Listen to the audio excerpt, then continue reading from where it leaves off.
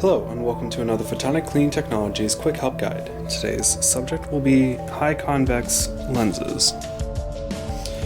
The trick with applying polymer onto lenses such as these is finding ways to control the flow or however much polymer is on it to prevent runoff.